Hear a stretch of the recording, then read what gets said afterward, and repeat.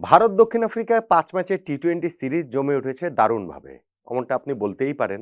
কেননা ১ম ম্যাচ ভারত জিতেছে, ২য় ম্যাচ দক্ষিণ আফ্রিকা জিতেছে, ৩য় ম্যাচ আবার ভারত জিতেছে। ভারতের ২-১ ব্যবধানে এগিয়ে থাকা ২ ম্যাচ যখন বাকি রয়েছে, তখন ভারত এগিয়ে আছে বটে। তবে যেকোনো কিছু তো হতেই পারে। কিন্তু ম্যাচগুলো জমছে না। ভারত দক্ষিণ আফ্রিকা সিরিজের ৩ টা ম্যাচই জমল না। ১ম ম্যাচে ভারত জিতেছিল ১০১ রানের ব্যবধানে। ২য় ম্যাচে দক্ষিণ আফ্রিকা জিতেছে ৫১ রানের ব্যবধানে। ৩য় ম্যাচে ভারত আবার এসে জিতে গেল ৭ উইকেটের ব্যবধানে। ফলে সিরিজ জমলেও ম্যাচগুলো যে জমছে না এবং ধর্মশালার এই ৩য় টি-২০ ম্যাচটাও ভারত মোটামুটি সহজেই জিতেছে বলতে পারেন। ২৫ বল হাতে থাকতে ৭ উইকেটে ম্যাচ জয়ের পর সেইটাকে কঠিন জয় বলার কোনো সুযোগ তো আসলে নেই। কিন্তু এই ম্যাচটা দক্ষিণ আফ্রিকা জমিয়ে তুলতে পারত অন্ততপক্ষে। বেশ কয়েকটা জায়গা ছিল। সেই জায়গাগুলোই কি আল্টিমেটলি গিয়ে টার্নিং পয়েন্ট হয়ে গেল কিনা ভারতের এই জয়ের, দক্ষিণ আফ্রিকার এই পরাজয়ের? টার্নিং পয়েন্ট কোন জায়গাগুলো হতে পারত বা কোনটা আল্টিমেটলি টার্নিং পয়েন্ট সেটা নিয়েই তো এই আলোচনাটা করছি। ধরুন ভারতের বিপক্ষে দক্ষিণ আফ্রিকা আগে ব্যাটিং করে তারা ১১৭ রান করেছে। এই ১১৭ রান কি ডিফেন্ডেবল? দক্ষিণ আফ্রিকার সিম অ্যাটাক খুবই ভালো। ধর্মশালার যে উইকেট এবং কন্ডিশন সেইটা পেস বোলিং ফ্রেন্ডলি। কিন্তু ওই জায়গাটাতে ১১৭ রান যদি তাদের ডিফেন্ড করতে হতো তাহলে আর্লি ব্রেক থ্রুটা খুবই প্রয়োজন ছিল। হুম, স্পষ্ট মানে আরো ক্লিয়ার করে যদি বলি তাহলে অভিষেক শর্মার উইকেটটা প্রয়োজন ছিল। সেইটা তারা আসলে পারেনি। অভিষেক শর্মা যে ১৮ বলে ৩৫ রানের একটা ইনিংস খেলেছেন, মোটামুটি ২০০ স্ট্রাইক রেটে ব্যাটিং করেছেন, ৩টা ৪ ৩টা ছক্কা মেরেছেন। পাওয়ার প্লের মধ্যেই ৬০ রান উঠে গেছে 6th ওভারে গিয়ে তিনি যখন আল্টিমেটলি আউট হন, ততক্ষণে ম্যাচ আসলে শেষ। ফলে এই একটা জায়গা আপনি টার্নিং পয়েন্ট বলতে পারেন যে অভিষেক শর্মার ইনিংসটা। ওইখানটাতেই সাউথ আফ্রিকার ম্যাচে ফেরার শেষ সম্ভাবনাটুকু আসলে শেষ হয়ে যায়।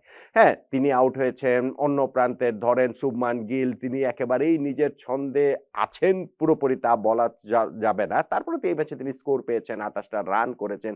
তিনি আউট হয়ে গেলেন। সূর্যা কুমার যাদব তাদের ক্যাপ্টেনের অবস্থা কিন্তু আসলে তথৈবচ। এই আরো একটা ম্যাচে কিন্তু তিনি কম রানে ১১ বলে ১২ রান করে তিনি আউট হয়ে গেছেন এবং ডিপ ফাইন লেগে যেভাবে তিনি ক্যাচ দিয়ে আউট হয়েছেন, এইগুলো ফর্মে থাকা সূর্যা কুমারের ছক্কা হয়ে যেত অনায়াসে। কিন্তু এখন আর কিছুতেই কিছু হচ্ছে না। এই নিয়ে বোধহয় ২১ নাম্বার টি-২০ ইনিংস তার 50 বিহীন কাটলো এবং টি-২০ ওয়ার্ল্ড কাপের আগে এই ক্যাপ্টেনের ফর্মটা ভারতের জন্য দুশ্চিন্তার নিঃসন্দেহে। কিন্তু এই ম্যাচটাতে আপনি হ্যাঁ, তিলক ভার্মার ইনিংসটাকেও বলতে পারেন ভাই ২৬ রান করতে ৩৪ টা বল খেলে ফেলেছেন। তাতে কি যায় আসে? ১১৭ সাউথ আফ্রিকা করেছে, ১১৮ রানের টার্গেট। ওই অভিষেক শর্মার ইনিংসের পর বাকি ভারতের যতই হোঁচট-টোচট ছোটখাটো থাকুক না কেন, ম্যাচ জয় নিয়ে সংশয়ের জায়গাটা আর বিন্দুমাত্র ছিল না। ফলে অভিষেক শর্মার ওই প্রায় ২০০ স্ট্রাইক রেটে ১৮ বলে ৩৫ রানের ইনিংসটাকে একটা টার্নিং পয়েন্ট আপনি বলতে পারেন এবং সাউথ আফ্রিকা এই জায়গাটা ম্যাচটা কম্পিটিটিভ করতে পারত যদি তারা আগে আউট করে দিতে পারতো অভিষেক শর্মাকে, সেটা তারা করতে পারেনি। এইবার আসুন তাদের ব্যাটিং ইনিংসে। যখন তারা ব্যাটিং করেছে এই যে ১১৭ রান করেছে সেইটা যদি ধরেন ১৪০ ১৫০ হলে এটা একটা কম্পিটিটিভ টোটাল হতে পারত। ওই একই কারণে সাউথ আফ্রিকার পেস বোলিং লাইন আপ এবং ধর্মশালার উইকেট কন্ডিশনের কারণে সেইটা তারা করতে পারেনি। ১১৭ রানে তারা আটকে গিয়েছে। আটকে গিয়েছে কোথায়? ধরেন এই জায়গাটাতে নাম্বার 1 শুরুতেই তারা ব্যাপক হোঁচট খেয়েছে। ৭ রানের মধ্যে তারা ৩টা উইকেট হারিয়ে ফেলেছে। রেজা হেনড্রিক্সকে এলবিডব্লিউ করেছেন আরদীপ সিং। তিনি ২ টা বল ওই মিডল লেগে পিচ করে আউটসুইং করে বের করে নিয়ে যাচ্ছিলেন। 3rd বলটা ভেতরে ঢোকালেন। সেইটাতে আম্পায়ার এলবিডব্লিউর অ্যাপিলে সাড়া দেননি বটে, কিন্তু ইন্ডিয়া ডিআরএস নিয়েছে এবং রিভিউতে রেজা হেনড্রিক্সের উইকেটটা ওইখানে আরদীপ তিনি পেয়ে গেলেন। গত ম্যাচটাতে আর আসলে যাচ্ছে তাই বোলিং করেছেন। ১ ওভারে ৭ টা ওয়াইড পর্যন্ত দিয়েছিলেন। ৫৪ রান দিয়ে কোনো উইকেট তিনি পাননি। সো সেই অর্থে এখানে আরদীপের জন্য এই ম্যাচটা একটা ভালো কামব্যাক এবং এই যে হার্ষিত রানা অন্য সাইডের যে বোলার রয়েছেন যিনি জাসপ্রীত বুমরার জায়গায় খেলছেন, বুমরা পার্সোনাল রিজনসে এই ম্যাচটা তিনি খেলছেন না এবং তিনি কিন্তু ওই ২ টা উইকেট আর্লি ২ টা আরো ২ টা ব্রেক থ্রু দিয়ে দিয়েছেন। কুইন্টন ডিকক তিনিও এলবিডব্লিউ হয়েছেন ওই একই রকম ডেলিভারিতে আরদীপের মতো। আর ওইখানটাতে যখন ৩য় উইকেটটাও হর্ষিত রানা তিনি ওই পেয়ে গেলেন ডোয়েল ব্রেভিসকে, তিনি যখন প্লেড অন হলেন ওই জায়গাটাতে ৭ রানে ৩ উইকেট যখন সাউথ আফ্রিকা তুলে নিয়েছে ভারত, বড় স্কোরের জায়গাটাতে বড় একটা ধাক্কা সাউথ আফ্রিকা সেইখানটাতেই খেয়েছে।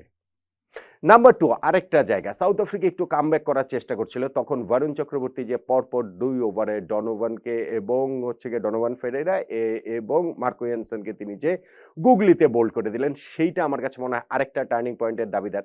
আমি এই ইনিংসের কথা যদি বলি। হ্যাঁ, তাদের ওই শুরুতে ৭ রানে ৩ উইকেট চলে গিয়েছে।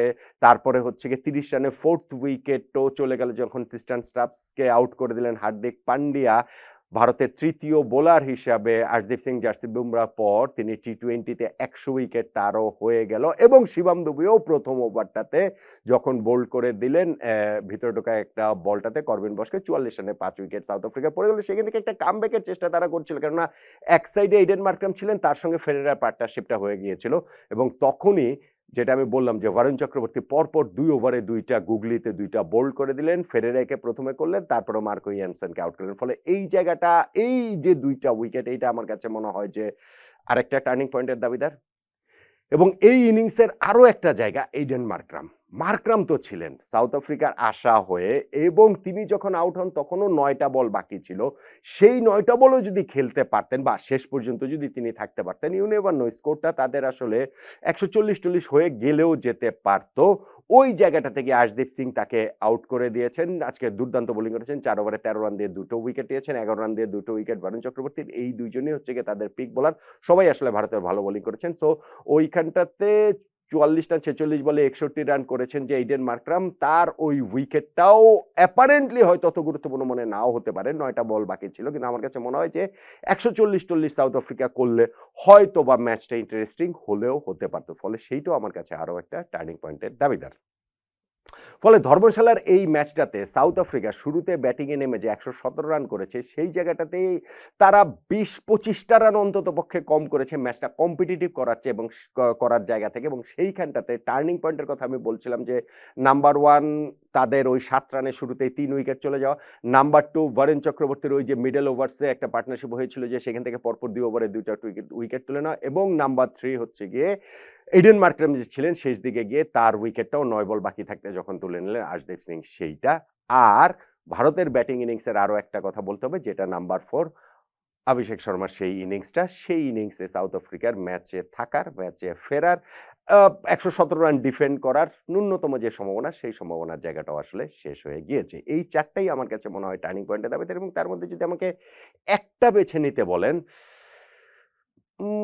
আমি আসলে বরুণ চক্রবর্তীর পরপর ২ ওভারে যে ২টা উইকেট, সেইটার কথাই বলব। অবভিয়াসলি ৭ রানে ৩ উইকেট ফেলে দেওয়া তো শুরুতেই বিরাট সেটব্যাক, সেটা তো রয়েছে। কিন্তু বরুণের ওই ২টা উইকেট, ওই সময় যে স্পেশালি তিনি যে হচ্ছে গিয়ে ফেরেরার উইকেটটা নিলেন, ফেরেরা এবং মার্ক্রামের পার্টনারশিপটা কিন্তু জমে গিয়েছিল, যাওয়ার পথে যাচ্ছিল, মানে জমার পথে যাচ্ছিল।